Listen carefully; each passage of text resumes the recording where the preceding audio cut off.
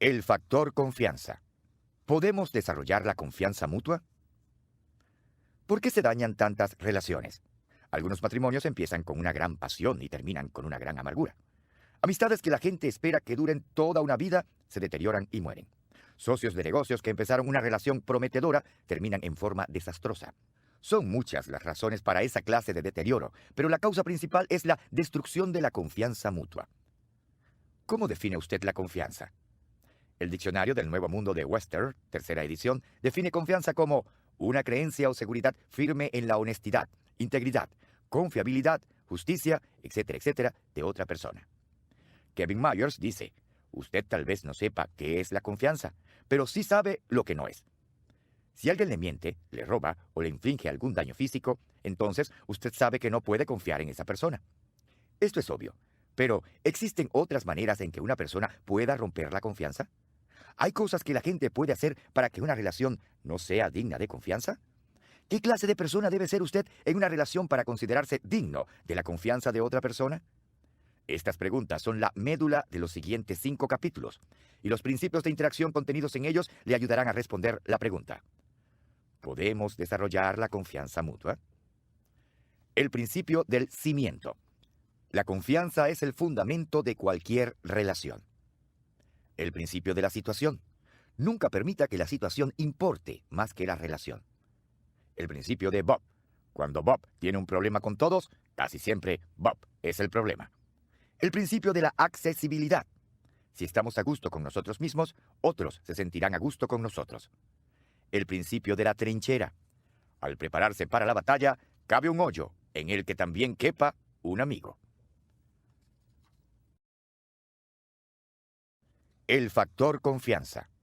¿Podemos desarrollar la confianza mutua? ¿Por qué se dañan tantas relaciones? Algunos matrimonios empiezan con una gran pasión y terminan con una gran amargura.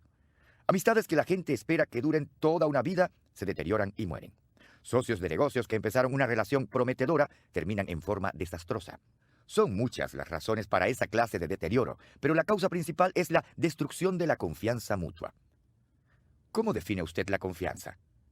El Diccionario del Nuevo Mundo de Webster, tercera edición, define confianza como una creencia o seguridad firme en la honestidad, integridad, confiabilidad, justicia, etcétera, etcétera, de otra persona. Kevin Myers dice, usted tal vez no sepa qué es la confianza, pero sí sabe lo que no es. Si alguien le miente, le roba o le inflige algún daño físico, entonces usted sabe que no puede confiar en esa persona. Esto es obvio, pero ¿existen otras maneras en que una persona pueda romper la confianza? ¿Hay cosas que la gente puede hacer para que una relación no sea digna de confianza? ¿Qué clase de persona debe ser usted en una relación para considerarse digno de la confianza de otra persona? Estas preguntas son la médula de los siguientes 5 capítulos, y los principios de interacción contenidos en ellos le ayudarán a responder la pregunta. ¿Podemos desarrollar la confianza mutua? El principio del cimiento. La confianza es el fundamento de cualquier relación. El principio de la situación. Nunca permita que la situación importe más que la relación. El principio de Bob. Cuando Bob tiene un problema con todos, casi siempre Bob es el problema. El principio de la accesibilidad. Si estamos a gusto con nosotros mismos, otros se sentirán a gusto con nosotros. El principio de la trinchera. Al prepararse para la batalla, cabe un hoyo en el que también quepa un amigo. El principio del cimiento. La confianza es el fundamento de cualquier relación. ¿Soy una persona digna de confianza? Era un joven periodista muy prometedor. Estaba lleno de energía y trabajaba con tenacidad. En enero de 2001, Jason Blair se convirtió en reportero de tiempo completo trabajando para el New York Times. En vista del talento y el potencial de Blair, los editores le supervisaban de cerca y trabajaban con él para mejorar su precisión en los reportajes. Más adelante, fue transferido al Departamento de Información Deportiva. De algún modo, le volvieron a pasar de la sección de deportes a la Oficina Nacional y le enviaron al campo para reportar sobre el caso del francotirador en Virginia. Tras hacer varios reportajes de historias nacionales, se destacó y ganó reconocimiento. Logró producir una historia tremenda sobre el caso del francotirador. Hizo un reportaje extenso sobre la familia de Jessica Lynch, la prisionera de guerra que cayó en manos enemigas en Irak. Y también escribió muchas otras historias de alto nivel. Pero entonces, Jason Blair se metió en problemas. grandes problemas.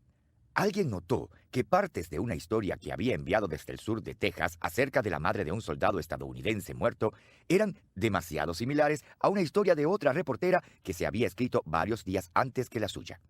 Un editor del San Antonio Express News, quien había publicado la historia original, escribió un correo electrónico a los editores del New York Times para alertarles sobre el problema.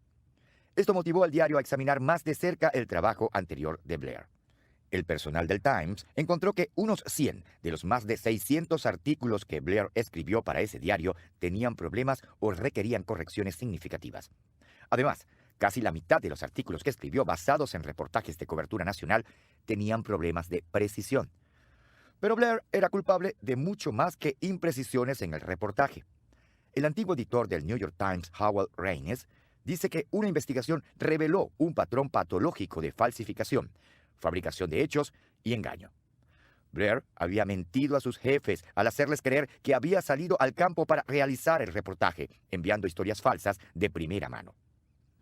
Había inventado partes de historias con el uso de fotografías y otras fuentes noticiosas y plagió la obra de otros reporteros. Incluso envió informes falsos de gastos para tratar de cubrir sus huellas. Es imposible sobreestimar la importancia de la verdad en el asunto de la confianza. El artículo del New York Times que describió los engaños de Blair incluyó las siguientes frases. Todo diario, al igual que todo banco y departamento de policía, confía en que sus empleados respeten y hagan respetar ciertos principios fundamentales. Y la investigación descubrió que el señor Blair violó en repetidas ocasiones el cimiento principal del periodismo, que es nada más y nada menos que la verdad. Si desmenuzamos las relaciones hasta llegar a su elemento más importante, este siempre va a ser la confianza y no el liderazgo, el valor, la asociación o cualquier otra cosa. Si usted no tiene confianza, su relación está en serios problemas. El psicólogo y consultor Jack R. Give dijo que la confianza es el resultado de un riesgo que valió la pena correr. ¡Qué descripción tan maravillosa! Cuando otros confían en nosotros, realmente toman un gran riesgo.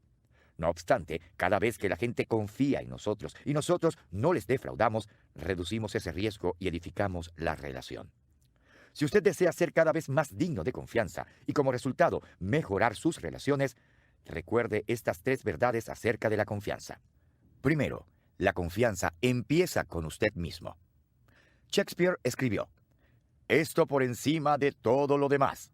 Sé veraz contigo mismo, y así, como la noche sigue al día, tampoco podrás ser falso con tu semejante». Si usted no es honesto consigo mismo, no será capaz de practicar la honestidad con otros. El autoengaño es el enemigo de las relaciones y menoscaba el crecimiento personal. Si una persona no admite sus deficiencias, no puede superarlas. Todo esto se relaciona con el principio del espejo. La primera persona a quien debemos examinar es a nosotros mismos. Examínese. Bien, ¿es sincero consigo mismo en cuanto a su manera de vivir la vida? ¿Es sólido su carácter? ¿Su sí significa sí y su no significa no? ¿Cumple los compromisos que hace? No pida a otros que pongan su confianza en usted si usted cree que pueda traicionarla. Trabaje primero en su carácter y luego en sus relaciones. Segundo, la confianza no puede dividirse en compartimientos. Cheryl Beale, esposa de mi amigo Bob Beale, quien también es escritor, dice, una de las realidades de la vida es que si uno no puede confiar en una persona en todo sentido, realmente no se puede confiar en ella en ningún asunto en particular. Creo que eso es muy cierto. Por desgracia, pienso que mucha gente hoy día intenta dividir su vida en compartimientos. Creen que pueden mantener diferentes grados de sinceridad en las diferentes áreas de su vida y que pueden negociar con sus valores de tal modo que no afectará el resto de su vida. No obstante, lo cierto es que el carácter no funciona así, ni tampoco la confianza. Tercero, la confianza funciona como una cuenta bancaria. Mike Abrachoff, el autor de El barco es suyo, dice, la confianza es como una cuenta bancaria. Uno no tiene que seguir haciendo depósitos si quiere que crezca. En ocasiones las cosas saldrán mal y a uno le toca hacer un retiro. Mientras tanto, el resto se queda en el banco ganando interés. Mike aprendió eso de sus años como oficial de la Marina y yo aprendí lo mismo como pastor. Durante años enseñé en conferencias de liderazgo la idea de llevar siempre monedas en el bolsillo, o cambio, en lo que respecta a las relaciones. Cuando uno empieza una relación con alguien, debe partir de cero con esa persona. Si se trata de alguien que confía y es generoso, puede darle un poco de cambio suelto. Si es sospechoso o tiene heridas profundas, quizás no deba darle desde un principio. Cada vez que usted hace algo para desarrollar la confianza, a usted le depositan algo de cambio en su bolsillo. Cada vez que hace algo negativo, le toca desprenderse de esos fondos. Haga suficientes cosas negativas debido a falta de carácter o competencia y quedará en la bancarrota. Esto marcará el fin de esa relación. En 1978, cuando empecé a alcanzar cierto éxito como conferencista y consultor que me permitió llegarle a un público más grande, mi amigo Tom Phillip me llevó a almorzar un día y me dijo: John, vas a ser muy exitoso, y cuanto más alto llegues, más difícil será discernir los motivos de otros en cuanto a tus relaciones. Solo quiero que sepas que yo seré un amigo digno de confianza. Y así lo ha sido. Cuando cedí mi posición de impacto nacional en el ámbito eclesiástico para volver a ser pastor de una iglesia local, Tom se ofreció a encargarse de la organización que yo empecé y la mantuvo en buen funcionamiento hasta que pude volver a conducirla. Él siempre me ha dado consejos maravillosos, llenos de profundidad y sabiduría. También ha estado allí como amigo durante algunos de los tiempos más difíciles que Margaret y yo hemos enfrentado durante los últimos 25 años. La razón principal para cualquier éxito que yo haya alcanzado se debe a gente como Tom. He sido bendecido con muchas personas de alto calibre como él. Confío en cualquiera de las personas en mi círculo de relaciones cercanas. Ellos me aman incondicionalmente, acogen mi visión y han incorporado mis valores. Me representan bien ante los demás, procuran mis mejores intereses, dicen la verdad cuando necesito oírla, me apoyan durante los tiempos difíciles y me defienden de mis críticos. No podría hacer todo lo que hago sin ellos, y aunque pudiera, no querría hacerlo solo. El factor confianza. ¿Podemos desarrollar la confianza mutua? ¿Por qué se dañan tantas relaciones? Algunos matrimonios empiezan con una gran pasión y terminan con una gran amargura. Amistades que la gente espera que duren toda una vida se deterioran y mueren. Socios de negocios que empezaron una relación prometedora terminan en forma desastrosa. Son muchas las razones para esa clase de deterioro, pero la causa principal es la destrucción de la confianza mutua. ¿Cómo define usted la confianza? El Diccionario del Nuevo Mundo de Webster, tercera edición, define confianza como una creencia o seguridad firme en la honestidad, integridad, confiabilidad, justicia, etcétera, etcétera, de otra persona. Kevin Myers dice: usted tal vez no sepa qué es la confianza, pero sí sabe lo que no es. Si alguien le miente, le roba o le inflige algún daño físico, entonces usted sabe que no puede confiar en esa persona. Esto es obvio, pero ¿existen otras maneras en que una persona pueda romper la confianza? ¿Hay cosas que la gente puede hacer para que una relación no sea digna de confianza? ¿Qué clase de persona debe ser usted en una relación para considerarse digno de la confianza de otra persona? Estas preguntas son la médula de los siguientes 5 capítulos, y los principios de interacción contenidos en ellos le ayudarán a responder la pregunta. ¿Podemos desarrollar la confianza mutua? El principio del cimiento. La confianza es el fundamento de cualquier relación. El principio de la situación. Nunca permita que la situación importe más que la relación. El principio de Bob. Cuando Bob tiene un problema con todos, casi siempre Bob es el problema. El principio de la accesibilidad. Si estamos a gusto con nosotros mismos, otros se sentirán a gusto con nosotros. El principio de la trinchera. Al prepararse para la batalla, cabe un hoyo en el que también quepa un amigo. El principio del cimiento. La confianza es el fundamento de cualquier relación. ¿Soy una persona digna de confianza? Era un joven periodista muy prometedor. Estaba lleno de energía y trabajaba con tenacidad. En enero de 2001, Jason Blair se convirtió en reportero de tiempo completo trabajando para el New York Times. En vista del talento y el potencial de Blair, los editores le supervisaban de cerca y trabajaban con él para mejorar su precisión en los reportajes. Más adelante, fue transferido al Departamento de Información Deportiva. De algún modo, le volvieron a pasar de la sección de deportes a la Oficina Nacional y le enviaron al campo para reportar sobre el caso del francotirador en Virginia. Tras hacer varios reportajes de historias nacionales, se destacó y ganó reconocimiento. Logró producir una historia tremenda sobre el caso del francotirador. Hizo un reportaje extenso sobre la familia de Jessica Lynch, la prisionera de guerra que cayó en manos enemigas en Irak. Y también escribió muchas otras historias de alto nivel. Pero entonces Jason Blair se metió en problemas, grandes problemas.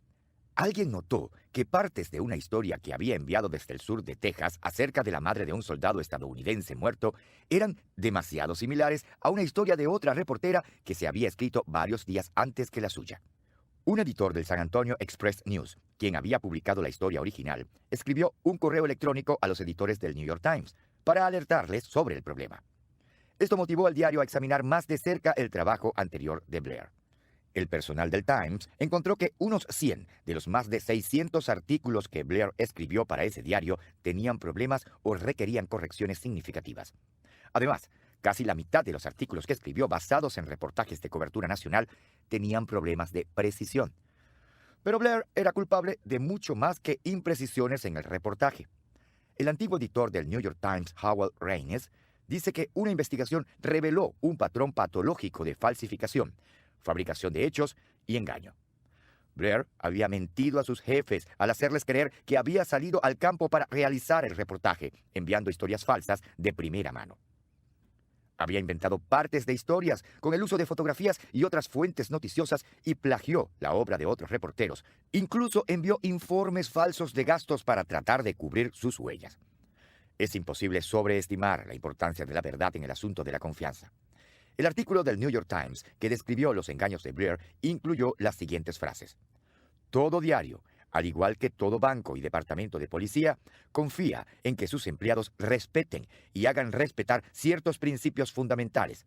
Y la investigación descubrió que el señor Blair violó en repetidas ocasiones el cimiento principal del periodismo, que es nada más y nada menos que la verdad. Si desmenuzamos las relaciones hasta llegar a su elemento más importante, este siempre va a ser la confianza y no el liderazgo, el valor, la asociación o cualquier otra cosa. Si usted no tiene confianza, su relación está en serios problemas. El psicólogo y consultor Jack R. Give dijo que la confianza es el resultado de un riesgo que valió la pena correr. ¡Qué descripción tan maravillosa! Cuando otros confían en nosotros, realmente toman un gran riesgo.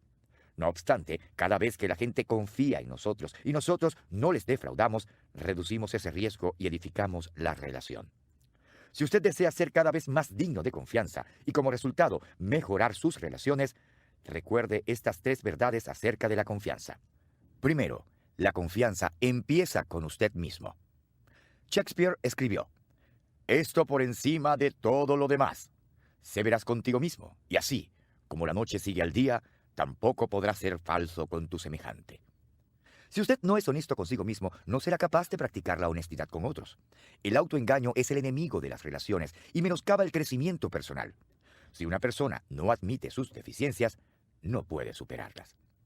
Todo esto se relaciona con el principio del espejo. La primera persona a quien debemos examinar es a nosotros mismos. Examínese. Bien, ¿es sincero consigo mismo en cuanto a su manera de vivir la vida? ¿Es sólido su carácter?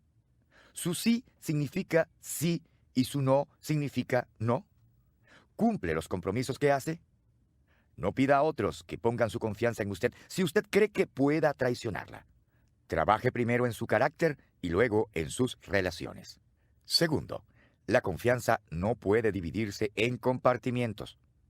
Cheryl Beale, esposa de mi amigo Bob Beale, quien también es escritor, dice, una de las realidades de la vida es que si uno no puede confiar en una persona en todo sentido, realmente no se puede confiar en ella en ningún asunto en particular. Creo que eso es muy cierto. Por desgracia, pienso que mucha gente hoy día intenta dividir su vida en compartimientos. Creen que pueden mantener diferentes grados de sinceridad en las diferentes áreas de su vida y que pueden negociar con sus valores de tal modo que no afectará el resto de su vida. No obstante, lo cierto es que el carácter no funciona así, ni tampoco la confianza. Tercero, la confianza funciona como una cuenta bancaria. Mike Abrachoff, el autor de El barco es suyo, dice, la confianza es como una cuenta bancaria. Uno no tiene que seguir haciendo depósitos si quiere que crezca. En ocasiones las cosas saldrán mal y a uno le toca hacer un retiro. Mientras tanto, el resto se queda en el banco ganando interés. Mike aprendió eso de sus años como oficial de la Marina y yo aprendí lo mismo como pastor. Durante años enseñé en conferencias de liderazgo la idea de llevar siempre monedas en el bolsillo, o cambio, en lo que respecta a las relaciones. Cuando uno empieza una relación con alguien, debe partir de cero con esa persona. Si se trata de alguien que confía y es generoso, puede darle un poco de cambio suelto. Si es sospechoso o tiene heridas profundas, quizás no deba darle desde un principio.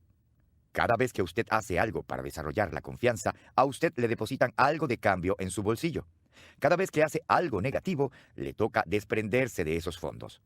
Haga suficientes cosas negativas debido a falta de carácter o competencia y quedará en la bancarrota. Esto marcará el fin de esa relación. En 1978, cuando empecé a alcanzar cierto éxito como conferencista y consultor que me permitió llegarle a un público más grande, mi amigo Tom Phillip me llevó a almorzar un día y me dijo: John, vas a ser muy exitoso, y cuanto más alto llegues, más difícil será discernir los motivos de otros en cuanto a tus relaciones. Solo quiero que sepas que yo seré un amigo digno de confianza. Y así lo ha sido. Cuando cedí mi posición de impacto nacional en el ámbito eclesiástico para volver a ser pastor de una iglesia local, Tom se ofreció a encargarse de la organización que yo empecé y la mantuvo en buen funcionamiento hasta que pude volver a conducirla. Él siempre me ha dado consejos maravillosos, llenos de profundidad y sabiduría. También ha estado allí como amigo durante algunos de los tiempos más difíciles que Margaret y yo hemos enfrentado durante los últimos 25 años. La razón principal para cualquier éxito que yo haya alcanzado se debe a gente como Tom. He sido bendecido con muchas personas de alto calibre como él. Confío en cualquiera de las personas en mi círculo de relaciones cercanas. Ellos me aman incondicionalmente, acogen mi visión y han incorporado mis valores. Me representan bien ante los demás, procuran mis mejores intereses, dicen la verdad cuando necesito oírla, me apoyan durante los tiempos difíciles y me defienden de mis críticos. No podría hacer todo lo que hago sin ellos, y aunque pudiera, no querría hacerlo solo. El factor confianza. ¿Podemos desarrollar la confianza mutua? ¿Por qué se dañan tantas relaciones? Algunos matrimonios empiezan con una gran pasión y terminan con una gran amargura. Amistades que la gente espera que duren toda una vida se deterioran y mueren. Socios de negocios que empezaron una relación prometedora terminan en forma desastrosa. Son muchas las razones para esa clase de deterioro, pero la causa principal es la destrucción de la confianza mutua. ¿Cómo define usted la confianza? El Diccionario del Nuevo Mundo de Webster, tercera edición, define confianza como una creencia o seguridad firme en la honestidad, integridad, confiabilidad, justicia, etcétera, etcétera, de otra persona. Kevin Myers dice: usted tal vez no sepa qué es la confianza, pero sí sabe lo que no es. Si alguien le miente, le roba o le inflige algún daño físico, entonces usted sabe que no puede confiar en esa persona. Esto es obvio, pero ¿existen otras maneras en que una persona pueda romper la confianza? ¿Hay cosas que la gente puede hacer para que una relación no sea digna de confianza? ¿Qué clase de persona debe ser usted en una relación para considerarse digno de la confianza de otra persona? Estas preguntas son la médula de los siguientes 5 capítulos, y los principios de interacción contenidos en ellos le ayudarán a responder la pregunta. ¿Podemos desarrollar la confianza mutua? El principio del cimiento. La confianza es el fundamento de cualquier relación. El principio de la situación. Nunca permita que la situación importe más que la relación. El principio de Bob. Cuando Bob tiene un problema con todos, casi siempre Bob es el problema. El principio de la accesibilidad. Si estamos a gusto con nosotros mismos, otros se sentirán a gusto con nosotros. El principio de la trinchera. Al prepararse para la batalla, cabe un hoyo en el que también quepa un amigo. El principio del cimiento. La confianza es el fundamento de cualquier relación. ¿Soy una persona digna de confianza? Era un joven periodista muy prometedor. Estaba lleno de energía y trabajaba con tenacidad. En enero de 2001, Jason Blair se convirtió en reportero de tiempo completo trabajando para el New York Times. En vista del talento y el potencial de Blair, los editores le supervisaban de cerca y trabajaban con él para mejorar su precisión en los reportajes. Más adelante, fue transferido al Departamento de Información Deportiva. De algún modo, le volvieron a pasar de la sección de deportes a la Oficina Nacional y le enviaron al campo para reportar sobre el caso del francotirador en Virginia. Tras hacer varios reportajes de historias nacionales, se destacó y ganó reconocimiento. Logró producir una historia tremenda sobre el caso del francotirador. Hizo un reportaje extenso sobre la familia de Jessica Lynch, la prisionera de guerra que cayó en manos enemigas en Irak. Y también escribió muchas otras historias de alto nivel. Pero entonces Jason Blair se metió en problemas, grandes problemas. Alguien notó que partes de una historia que había enviado desde el sur de Texas acerca de la madre de un soldado estadounidense muerto eran demasiado similares a una historia de otra reportera que se había escrito varios días antes que la suya. Un editor del San Antonio Express News, quien había publicado la historia original, escribió un correo electrónico a los editores del New York Times para alertarles sobre el problema. Esto motivó al diario a examinar más de cerca el trabajo anterior de Blair. El personal del Times encontró que unos 100 de los más de 600 artículos que Blair escribió para ese diario tenían problemas o requerían correcciones significativas. Además, casi la mitad de los artículos que escribió basados en reportajes de cobertura nacional tenían problemas de precisión. Pero Blair era culpable de mucho más que imprecisiones en el reportaje. El antiguo editor del New York Times, Howell Raines, dice que una investigación reveló un patrón patológico de falsificación, fabricación de hechos y engaño. Blair había mentido a sus jefes al hacerles creer que había salido al campo para realizar el reportaje, enviando historias falsas de primera mano. Había inventado partes de historias con el uso de fotografías y otras fuentes noticiosas y plagió la obra de otros reporteros. Incluso envió informes falsos de gastos para tratar de cubrir sus huellas. Es imposible sobreestimar la importancia de la verdad en el asunto de la confianza. El artículo del New York Times que describió los engaños de Blair incluyó las siguientes frases. Todo diario, al igual que todo banco y departamento de policía, confía en que sus empleados respeten y hagan respetar ciertos principios fundamentales. Y la investigación descubrió que el señor Blair violó en repetidas ocasiones el cimiento principal del periodismo, que es nada más y nada menos que la verdad. Si desmenuzamos las relaciones hasta llegar a su elemento más importante, este siempre va a ser la confianza y no el liderazgo, el valor, la asociación o cualquier otra cosa. Si usted no tiene confianza, su relación está en serios problemas.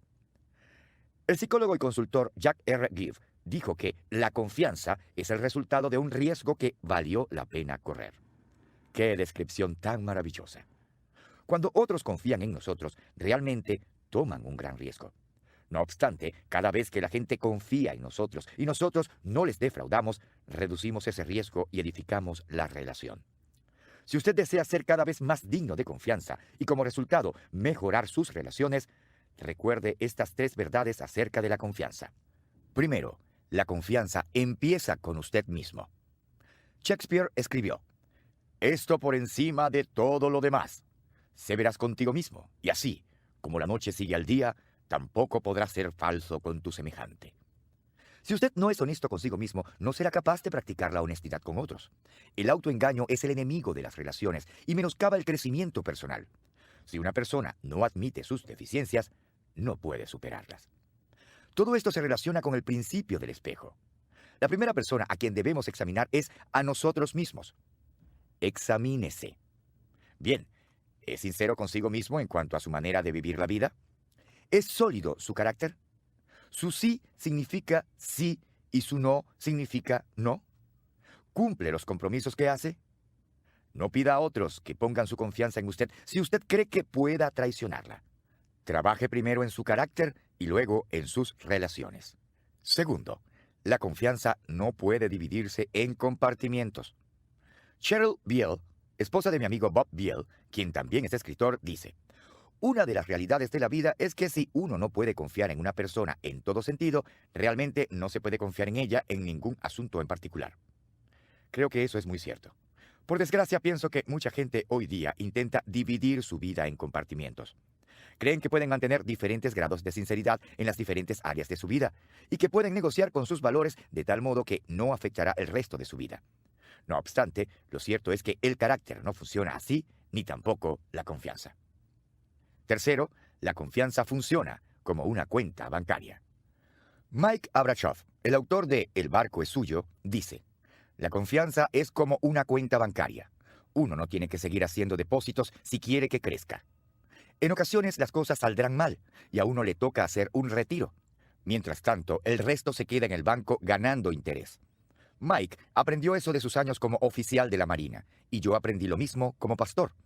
Durante años enseñé en conferencias de liderazgo la idea de llevar siempre monedas en el bolsillo, o cambio, en lo que respecta a las relaciones. Cuando uno empieza una relación con alguien, debe partir de cero con esa persona. Si se trata de alguien que confía y es generoso, puede darle un poco de cambio suelto. Si es sospechoso o tiene heridas profundas, quizás no deba darle desde un principio. Cada vez que usted hace algo para desarrollar la confianza, a usted le depositan algo de cambio en su bolsillo. Cada vez que hace algo negativo, le toca desprenderse de esos fondos. Haga suficientes cosas negativas debido a falta de carácter o competencia y quedará en la bancarrota. Esto marcará el fin de esa relación. En 1978, cuando empecé a alcanzar cierto éxito como conferencista y consultor que me permitió llegarle a un público más grande, mi amigo Tom Phillip me llevó a almorzar un día y me dijo: John, vas a ser muy exitoso, y cuanto más alto llegues, más difícil será discernir los motivos de otros en cuanto a tus relaciones. Solo quiero que sepas que yo seré un amigo digno de confianza. Y así lo ha sido. Cuando cedí mi posición de impacto nacional en el ámbito eclesiástico para volver a ser pastor de una iglesia local, Tom se ofreció a encargarse de la organización que yo empecé y la mantuvo en buen funcionamiento hasta que pude volver a conducirla. Él siempre me ha dado consejos maravillosos, llenos de profundidad y sabiduría. También ha estado allí como amigo durante algunos de los tiempos más difíciles que Margaret y yo hemos enfrentado durante los últimos 25 años. La razón principal para cualquier éxito que yo haya alcanzado se debe a gente como Tom. He sido bendecido con muchas personas de alto calibre como él. Confío en cualquiera de las personas en mi círculo de relaciones cercanas. Ellos me aman incondicionalmente, acogen mi visión y han incorporado mis valores. Me representan bien ante los demás, procuran mis mejores intereses, dicen la verdad cuando necesito oírla, me apoyan durante los tiempos difíciles y me defienden de mis críticos. No podría hacer todo lo que hago sin ellos, y aunque pudiera, no querría hacerlo solo. El principio del cimiento. La confianza es el fundamento de cualquier relación. ¿Soy una persona digna de confianza? Era un joven periodista muy prometedor. Estaba lleno de energía y trabajaba con tenacidad. En enero de 2001, Jason Blair se convirtió en reportero de tiempo completo trabajando para el New York Times. En vista del talento y el potencial de Blair, los editores le supervisaban de cerca y trabajaban con él para mejorar su precisión en los reportajes. Más adelante, fue transferido al Departamento de Información Deportiva.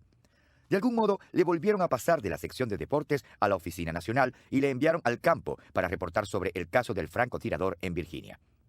Tras hacer varios reportajes de historias nacionales, se destacó y ganó reconocimiento. Logró producir una historia tremenda sobre el caso del francotirador. Hizo un reportaje extenso sobre la familia de Jessica Lynch, la prisionera de guerra que cayó en manos enemigas en Irak. Y también escribió muchas otras historias de alto nivel. Pero entonces Jason Blair se metió en problemas. Grandes problemas.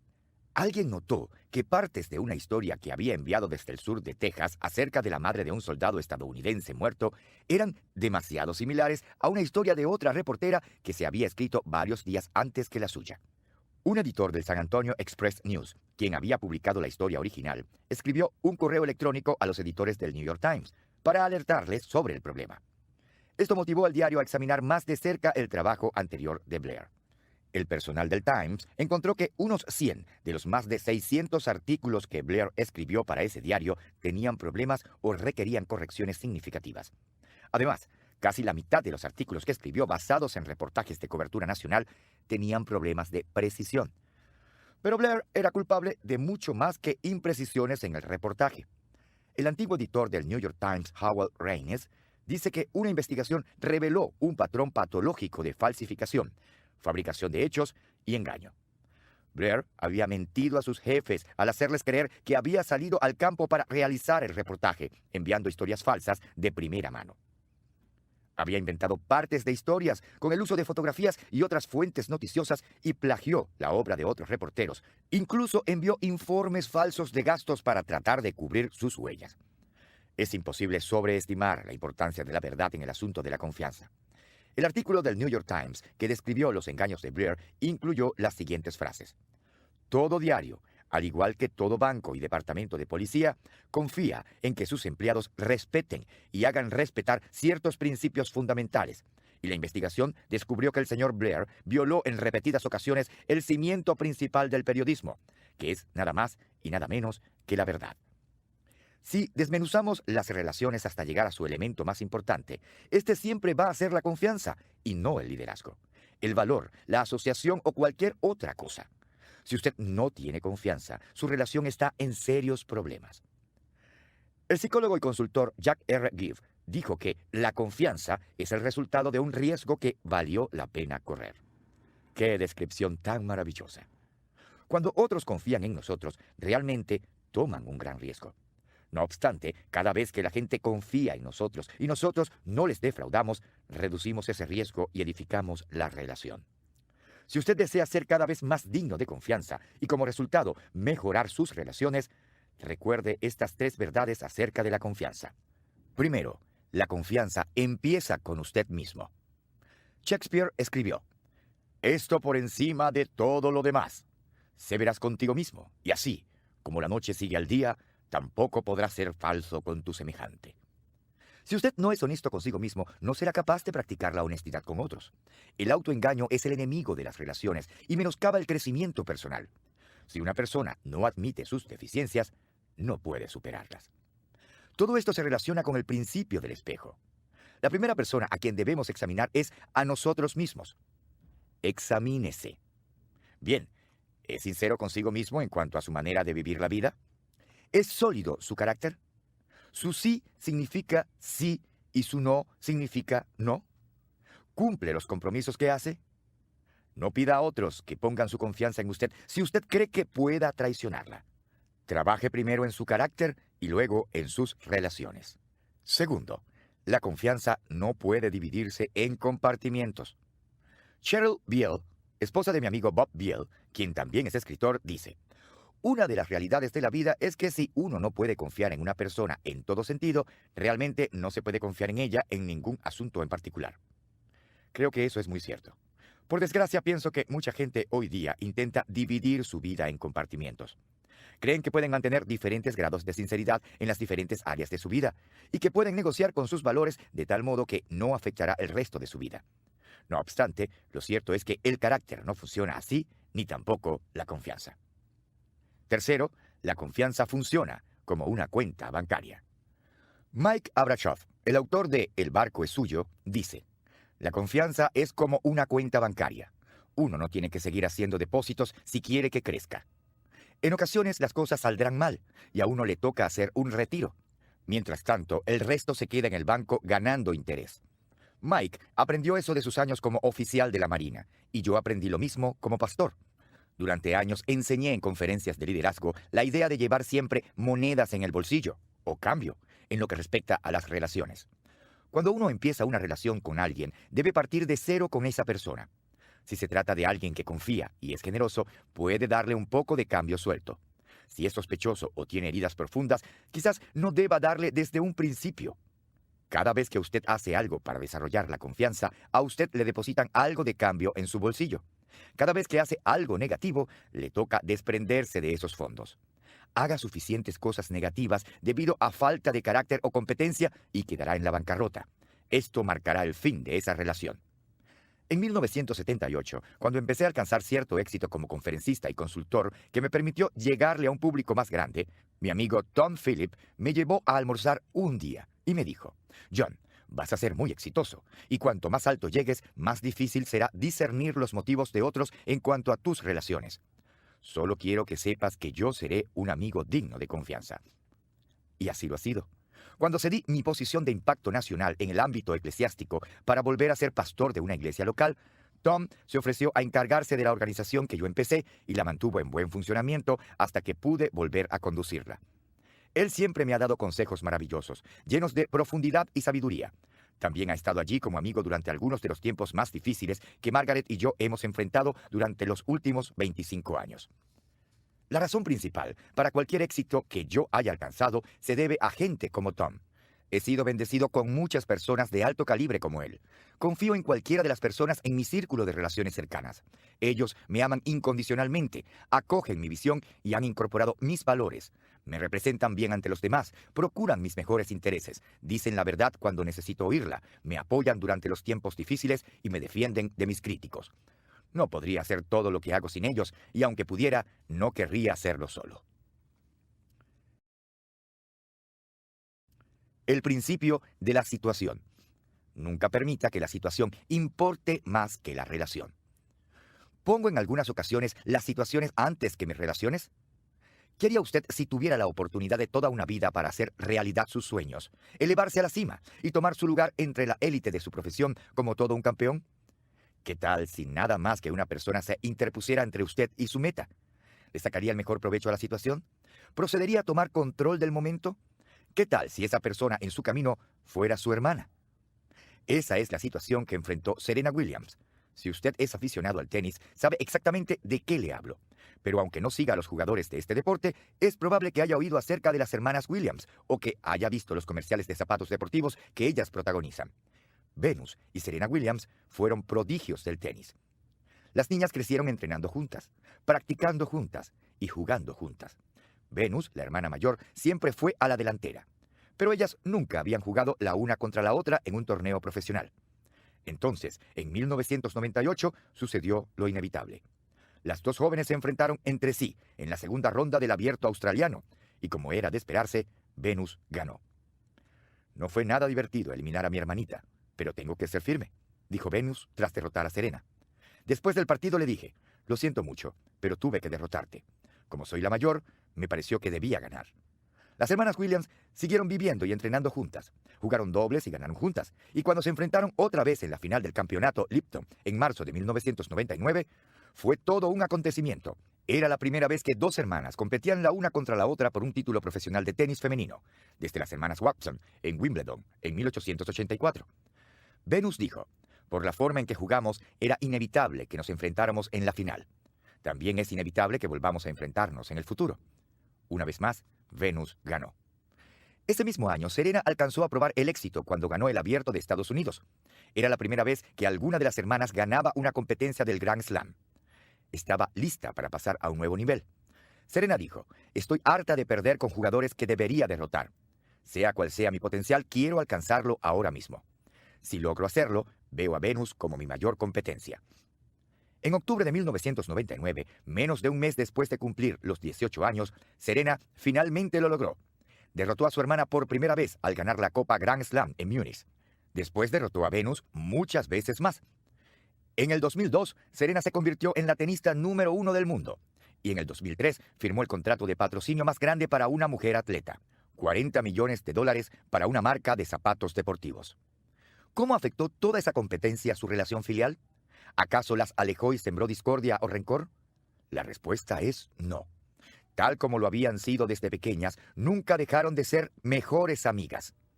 Siempre compartieron la misma habitación durante sus viajes, y cuando Serena decidió no ir al Abierto Australiano en el 2004, Venus habló de lo mucho que extrañaba a Serena. La familia siempre viene primero, sin importar cuántas veces juguemos la una contra la otra. Nada se interpondrá entre mi hermana y yo.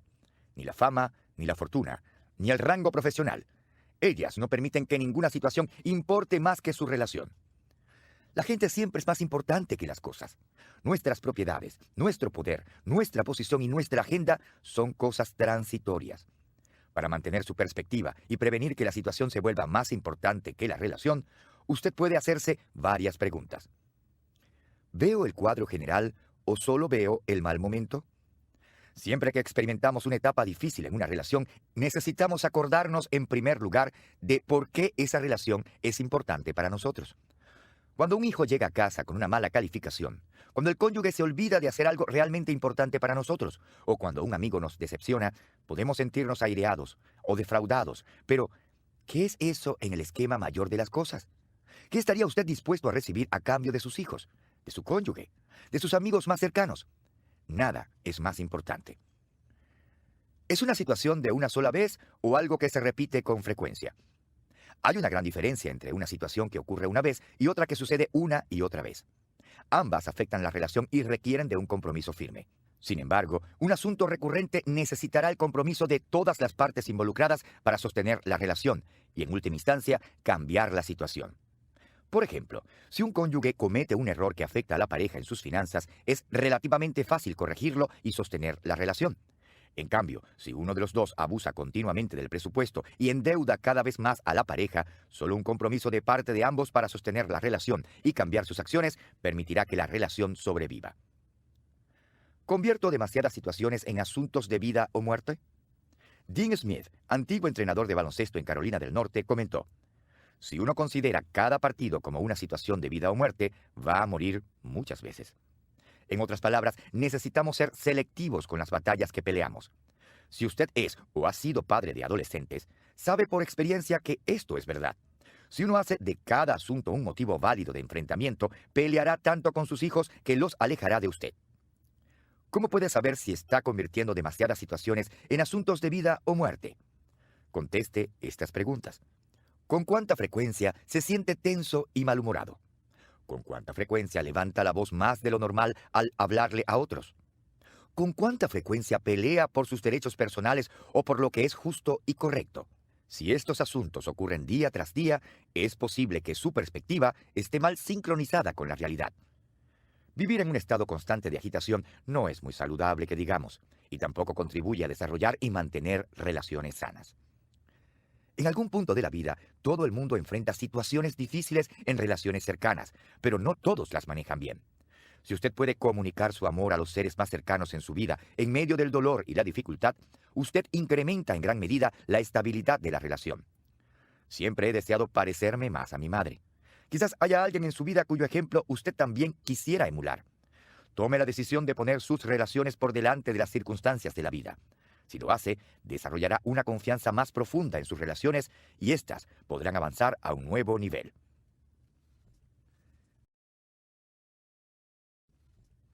El principio de Bob. Cuando Bob tiene un problema con todos, casi siempre Bob es el problema. ¿Seré Bob? El 23 de junio de 1988, Billy Martin fue despedido de su puesto como manejador del equipo de béisbol de las Grandes Ligas, los Yankees de Nueva York. Los manejadores de béisbol pierden su trabajo todo el tiempo, así que eso tal vez no suene como una gran noticia. Lo diferente del caso es que Martin fue despedido de su trabajo como manejador de los Yankees por quinta vez. Después que Martin salió de los Yankees, jugó para otros 6 equipos en un periodo de 4 años. Los Atléticos, los Tigres, los Indios, los Rojos, los Bravos y los Twins. Se retiró en 1961 y empezó a ejercer como entrenador hasta 1969, cuando se convirtió en manejador. Sin embargo, donde quiera que iba, se armaban líos. Era legendario por las peleas a puño limpio que empezaba. Tuvo demasiadas peleas como para enumerarlas todas. Martin fue expulsado de los partidos en muchas ocasiones y suspendido varias veces por su trato a los árbitros. Tampoco se llevaba bien con los dueños de los equipos que lo empleaban. El columnista deportivo y ganador del premio Pulitzer, Jim Murray, dijo de Martin: algunas personas tienen una astilla en el dedo. Billy tiene el almacén de madera completo. Billy Martin es el ejemplo perfecto de lo que yo llamo el principio de Bob. Es una verdad sobre las relaciones que descubrí hace años. Si Bob tiene problemas con Bill, y Bob tiene problemas con Fred, y Bob tiene problemas con Anna, y Bob tiene problemas con Juan, y Bob tiene problemas con Sam, entonces usualmente Bob es el problema. No todo Bob se mete en peleas a puño limpio como Billy Martin, ni se las arregla para que lo despidan 5 veces del mismo trabajo. Así que, ¿cómo se puede reconocer a un Bob? Considere las siguientes 4 características. Primera, Bob es un portador de problemas. Los Bob del mundo llevan problemas por todas partes y esos problemas afectan a otros. Me di cuenta de esta verdad por primera vez a los pocos años de haber comenzado mi carrera profesional. En una reunión mensual de la Junta, uno de los miembros llamaba la atención sobre un asunto diciendo que un miembro de la congregación tenía problemas con algo que yo hacía. De inmediato, otros 3 o 4 miembros de la Junta decían que habían oído quejas similares. Mi primer pensamiento fue examinar mis acciones. Tras reflexionar al respecto, seguía creyendo que estaba haciendo lo correcto. Pero si tantas personas tenían un problema con ello, me pregunté si necesitaba considerar el asunto con más cuidado. Después de tener esta misma clase de discusión en varias ocasiones, tomé una decisión. Hablé con los miembros de la Junta y todos nos pusimos de acuerdo en que si alguien de la Junta oía una queja, tenía que revelar quién la había expresado. En la siguiente reunión, uno de los miembros de la Junta mencionó una queja que había escuchado. Otros miembros de la Junta confirmaron que también la habían oído. Cuando el primer miembro de la Junta reveló el nombre de la persona que se quejó, los otros dijeron: esa es la misma persona que se quejó conmigo. Esa noche aprendí algo. No solo descubrí que teníamos una persona en la iglesia que no vacilaba en expresar su opinión, sino que los portadores de problemas esparcen su veneno por todas partes. ¿Sabe qué pasó también? Las próximas ocasiones en las que mencionó algún comentario negativo en una reunión, descubrimos que se trataba del mismo miembro quejumbroso. Si usted es un líder y alguien le dice que se oyen muchas quejas, Averigüe cuál es la fuente, pues podría tratarse de una sola persona que se queja más de lo normal. Segunda, Bob es experto en encontrar problemas. A Bob también le gusta encontrar problemas y mostrárselos a los demás. Es un fiel cumplidor de la segunda ley de Chilhoff, que dice: cuando parezca que las cosas están mejorando, es porque se ha pasado algo por alto. Debido a que algunas personas tienen esta tendencia, he implementado una regla para los miembros del personal. Cualquiera que me llame la atención sobre un problema también debe presentar 3 posibles soluciones, pues no se necesita un talento especial para notar un problema. De hecho, si uno se fija lo suficiente, puede encontrar problemas en cualquier situación. Se requiere de mucho más talento para resolver problemas, y casi todos los Bob no tienen interés alguno en ello. Tercera, Bob es un generador de problemas. Bob siempre crea problemas y por lo general involucra a otros en lo que hace. Enseño a la gente que trabaja en mis organizaciones que tienen 2 alternativas cada vez que se encuentren con Bob o cualquier persona que cree un problema. Cada generador de problemas es como un encendedor de cigarrillos y cada uno de nosotros es como una persona que lleva 2 baldes. Uno está lleno de agua y el otro de gasolina. Cuando vemos la chispa de un problema que empieza a arder, podemos elegir entre apagarlo con agua o avivarlo con gasolina. Si queremos controlar la cantidad de daño que Bob puede hacer, necesitamos usar el agua. Cuarta, Bob es un receptor de problemas. Por lo general, Bob es un recipiente de los problemas de otros y alienta a los demás para que le traigan cada vez más. Por supuesto, algunas veces Bob tiene nombre de mujer, como la que conocí en una organización y a quien llamaré Betty. Después de apagar una serie de incendios, su supervisor descubrió que todos los problemas se conectaban de algún modo con Betty. La llamó a su oficina para conversar y le relató todo lo que había descubierto. Ella admitió su parte en lo sucedido y hablaron al respecto. «Es que la gente acude a mí para que les resuelva sus problemas todo el tiempo», dijo. «No les pido que lo hagan, pero no dejan de hacerlo». «¿Quieres saber por qué?», le preguntó su jefe. «Claro que sí», respondió Betty. «Me gustaría saber por qué». «La gente te ve como un vertedero. Los camiones de basura llevan sus cargas de desechos a un lugar que los acepta. La gente que tiene problemas lleva sus inconformidades, sus chismes y sus quejas a alguien que esté dispuesto a recibirlos. Como dejas que la gente te eche encima todos sus problemas y tú te esfuerzas en impedirlo, ellos siguen utilizándote como vertedero y no dejarán de hacerlo hasta que les hagas saber que no son bienvenidos».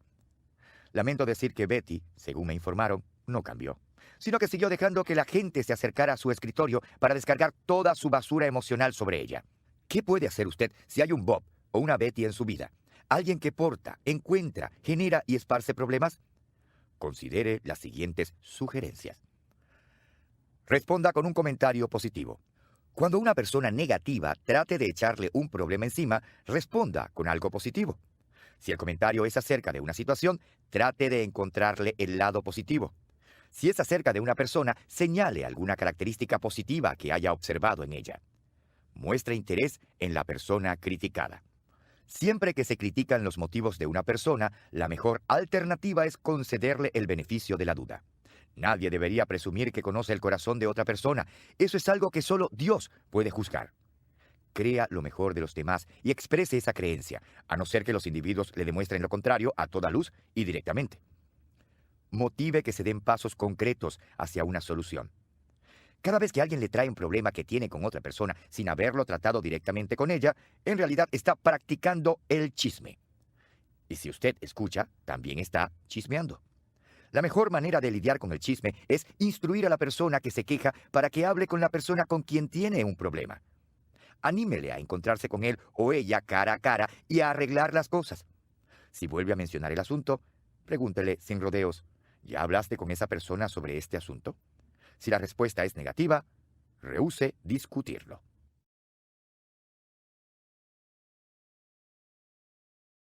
El principio de la accesibilidad. Si estamos a gusto con nosotros mismos, otros se sentirán a gusto con nosotros. ¿Dirían mis amigos que les resulta fácil acercarse a mí para tratar asuntos difíciles?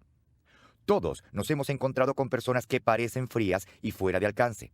Y también hemos conocido a personas que nos tratan como amigos de toda la vida desde el primer momento. ¿Puede la gente más cercana a usted hablarle de casi cualquier asunto? ¿Cuándo fue la última vez que alguien le trajo malas noticias o estuvo en fuerte desacuerdo con su punto de vista sobre algún asunto? o qué le confrontó acerca de algo que usted hizo mal. Si fue hace mucho tiempo, es posible que usted no sea tan accesible como cree. Algunas personas consideran frívola la idea de volverse accesibles. Creen que es algo bonito, pero no indispensable. Muy pocos se toman la molestia de cultivar ese rasgo de la personalidad, pero lo cierto es que es mucho más que eso. La accesibilidad es un arma poderosa en la caja de herramientas de las relaciones personales. La gente pierde muchas oportunidades para establecer conexión y desarrollar relaciones más profundas porque no se hacen accesibles a los demás. Note que uso a propósito la frase "se hacen". La accesibilidad tiene muy poco que ver con la timidez o el arrojo de los demás, y todo que ver con la manera como usted se comporta y los mensajes que envía a los demás. Si quiere ser una persona agradable y accesible a los demás, usted debe hacer que se sientan cómodos. Permítame mostrarle cómo. ¿Cómo hacer sentir cómoda a la gente? Piense en todas las personas accesibles que ha conocido y creo que encontrará que por lo general exhiben las siguientes 7 características. Primera, calidez personal. De verdad les gusta la gente. Uno siempre puede darse cuenta cuando a alguien no le gusta la gente.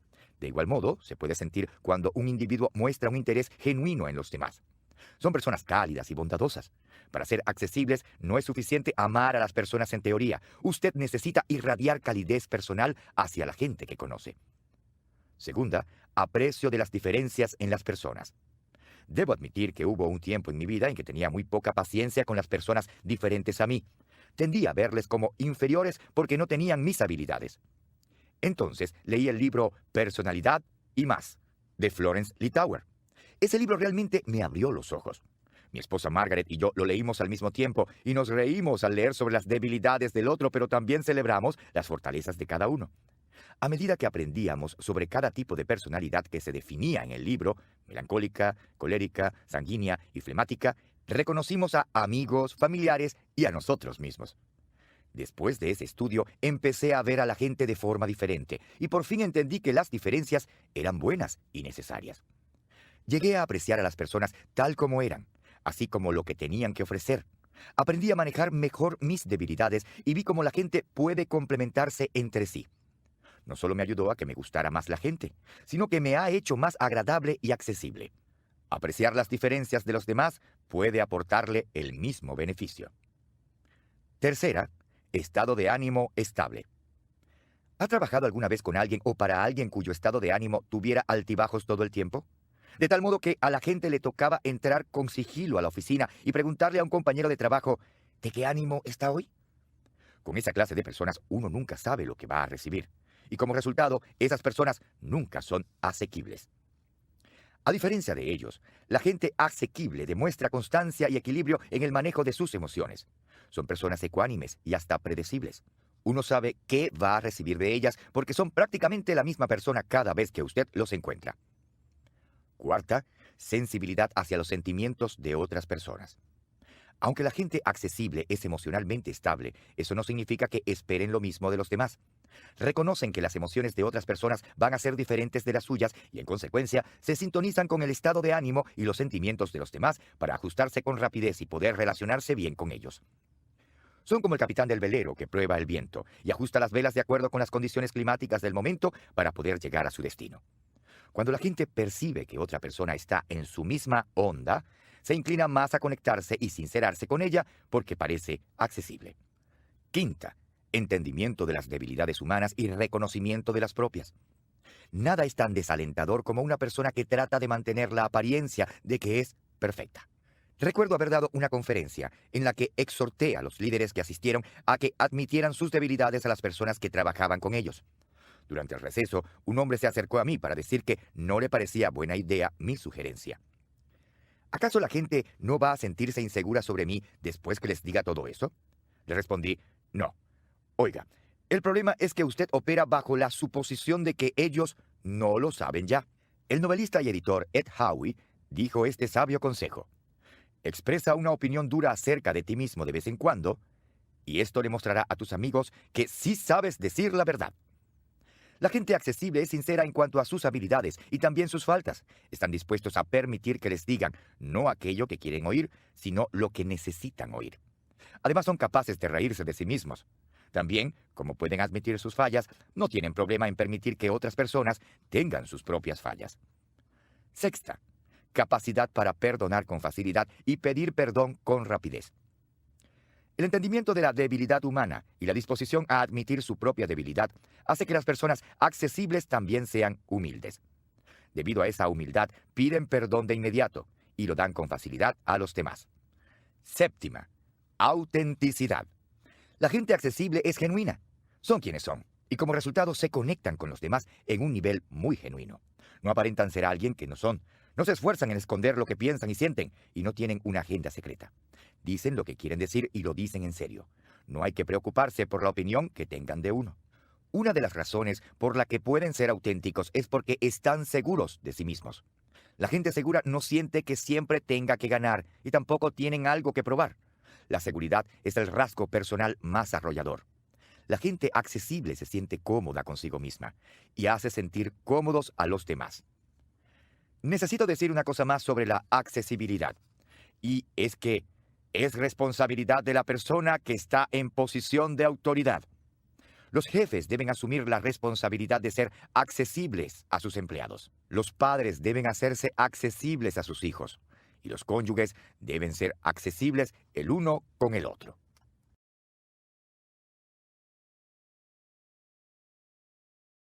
El principio de la trinchera.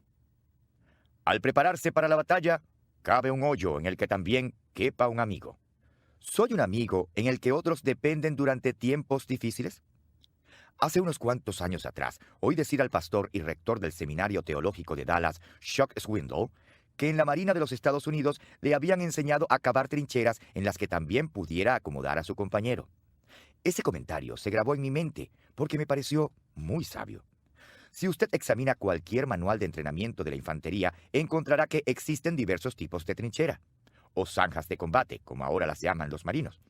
Un soldado puede verse obligado a asumir una posición súbita de combate, en la cual le toca correr a esconderse donde pueda, sin tiempo para prepararse.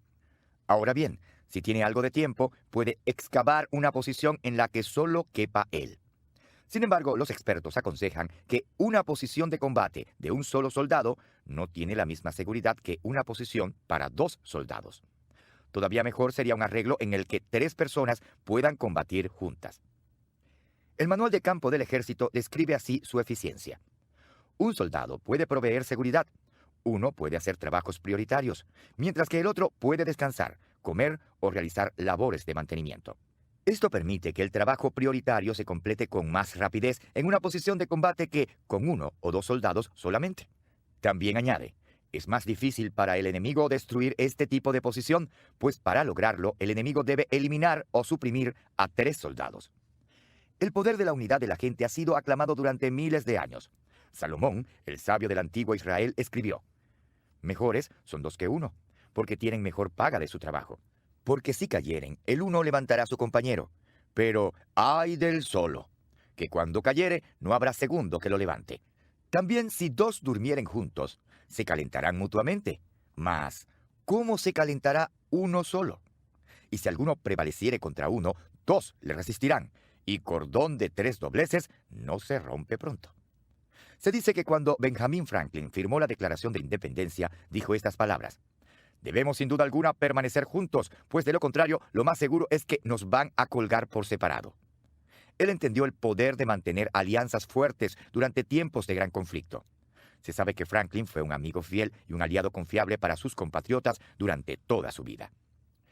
Tal vez usted tenga muchos amigos, pero no todos ellos serán amigos de trinchera, y lo cierto es que usted tampoco será esa clase de aliado para todas las personas en su vida. Las amistades de trinchera son especiales, y son pocas. Si hay personas en su vida que están dispuestas a ir a la batalla junto a usted, valórelas, pues realmente son escasas. Tener a alguien al lado durante una batalla es de gran ayuda. No obstante, antes de la batalla, el simple hecho de saber que alguien cree en uno y está dispuesto a luchar por uno es una motivación para seguir adelante. El filósofo griego Epicúreo dijo: no es tanto la ayuda de nuestros amigos lo que nos ayuda, como el conocimiento confiado de que están dispuestos a ayudarnos. Los amigos de trinchera ven las cosas desde la misma perspectiva. Tracy tenía 5 años y le preguntó a su papá si podía jugar en la casa de una amiga que vivía al lado. Su padre le dijo que podía ir siempre y cuando estuviera de vuelta en casa a las 6 de la tarde para cenar. A las 6 de la tarde, Tracy aún no llegaba. Su papá siguió esperando. Después de unos 25 minutos, Tracy abrió la puerta del frente. El padre se esforzó en controlar su impaciencia y le preguntó dónde había estado. «Perdóname por llegar tarde, papá», respondió, «pero la muñeca de mi amiga se rompió justo cuando tenía que regresar a la casa». «Ya veo», dijo su papá, «y me imagino que te quedaste para ayudarle a arreglar la muñeca». «No», contestó Tracy, «le estaba ayudando a llorar». Las personas que se meten a la trinchera con usted ven las cosas desde su punto de vista y expresan empatía por su situación. Esto no solo hace que sean de gran ayuda, sino también una fuente de consuelo y ánimo. Los amigos de trinchera nos aman incondicionalmente. Se dice que un amigo es alguien que guardará mis secretos y nunca los divulgará, así sea torturado o tentado con chocolate, como en el caso de mi esposa. Destruirá secretamente la fotografía que me hace ver como una ballena. Sabe que no sé de qué estoy hablando, pero me dejará llegar a esa conclusión por mi cuenta. Empieza a hacer la misma dieta que yo y también la dejará al mismo tiempo que yo. Los amigos de trinchera son todo eso y mucho más. Son personas que enfrentarán cualquier peligro con usted, harán lo que sea por usted y le darán cualquier cosa que les pertenezca. El autor y antiguo pastor del City Temple en Londres escribió acerca de dos amigos literales de trinchera que habían sido soldados en el mismo pelotón. Dijo que cuando uno de los soldados fue herido y no pudo regresar a la posición de seguridad, su amigo fue a rescatarlo, en desacato a las órdenes de su superior. Regresó herido de muerte y su amigo, a quien había cargado de vuelta, ya estaba muerto. El oficial estaba enojado. «Le dije que no fuera, ahora los he perdido a ambos». «No valió la pena», le dijo el soldado herido.